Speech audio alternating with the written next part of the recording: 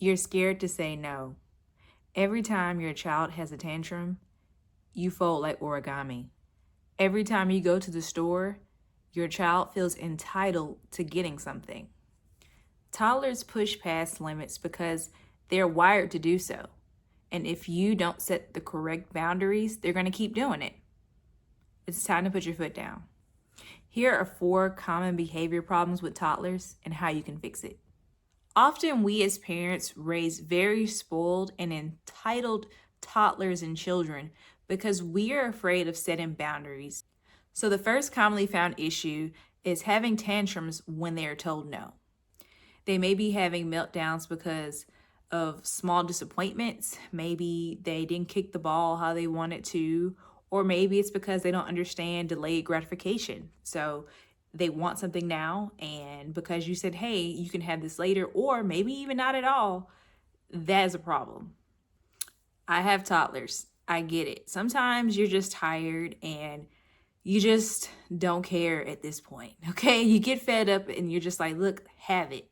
But you can't do that in the long term because you set the expectation of, hey, if I act like this, then I get the thing that I want. And that's not good. So the first thing you need to do is anticipate the pushback. Kids are wired to test the boundaries because that's what they do. They have to figure out this world that we're living in.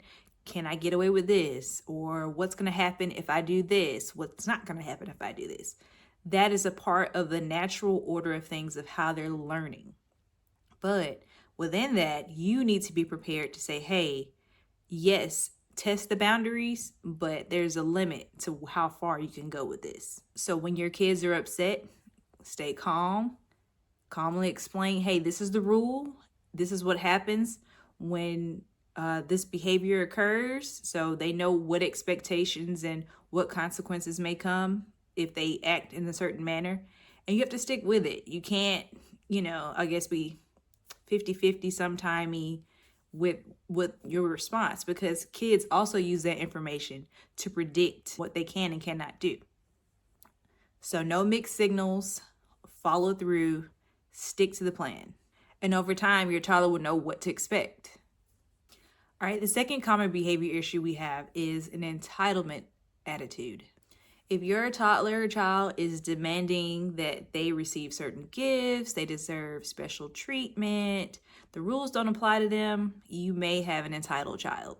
Instead of asking politely or saying thank you, they say, I want it now. They don't ever say thank you.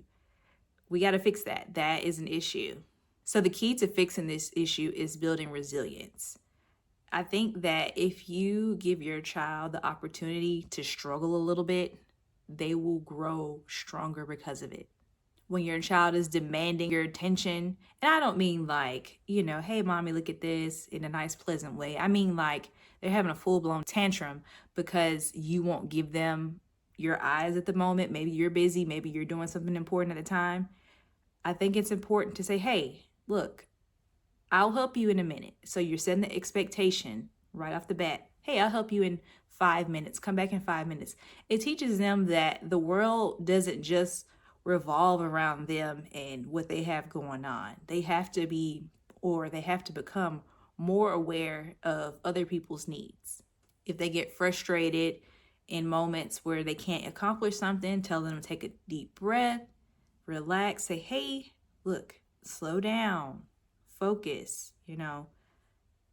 Toddlers, they get worked up about the smallest of things, and it's just hard to get them to understand that, yes, in your little brain, you are super important and the most important thing. However, you can't just dismiss other people's needs. And I know that's a big people feeling. However, it starts in small moments like this to establish that within people. Entitled toddlers often want to be rescued immediately, but you can't do that. You have to let them figure it out on their own sometimes. And as your toddler enters childhood, adolescence, etc., it'll be good to involve them in community outreach, because there is nothing like seeing other people in different situations that can help you build empathy and gratitude faster than that.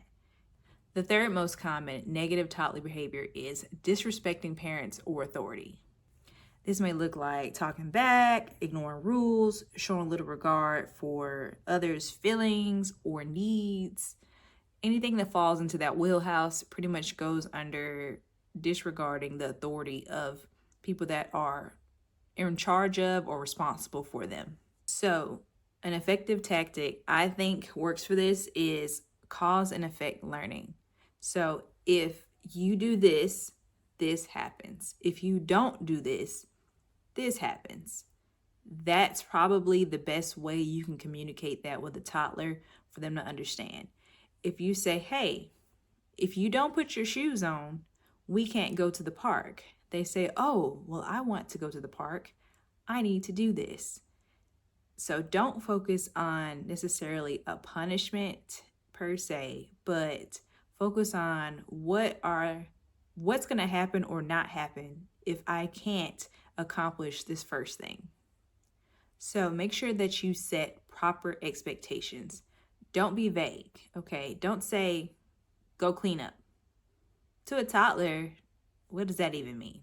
I mean, if you're trying to enforce a good behavior and you say, go clean up, you say, all right, well, toddler doesn't know what that means. Say something more clear and concise, like, go clean up your room, your bedroom before dinner. That way they know the expectation of what you mean when you say, be good and go clean up. All right, and the fourth common negative toddler behavior is low frustration tolerance. If your child likes to whine excessively or act helpless when things don't go their way, that's all the same when it comes to low frustration tolerance. Toddlers, they get frustrated because they just don't have the words to say what they need to say yet. And so, I think a good thing would be to say is, you're trying so hard and it's not working, but it's okay. Be patient. Or you want to do by yourself and you can't. It's very tough, but it's okay. And basically, you are trying to help them label their feelings. And with doing that, you help them feel heard. And that helps with their emotional development. And so, this is something that they'll probably end up growing out of as long as you help encourage them to have that moment where you're feeling frustrated, but don't let them live in that moment. Have them say, hey, it's frustrating because of this. However, we can fix it or we can try again. It's keeping a positive attitude about whatever negative thing is happening. In all these negative behaviors, the main thing you as a parent or caregiver need to focus on is having patience and realizing that you are the adult in this situation. All right? You are in control. You control the narrative. Don't let their feelings twist you up into you behaving in a manner that you shouldn't, and realize that these days are very short.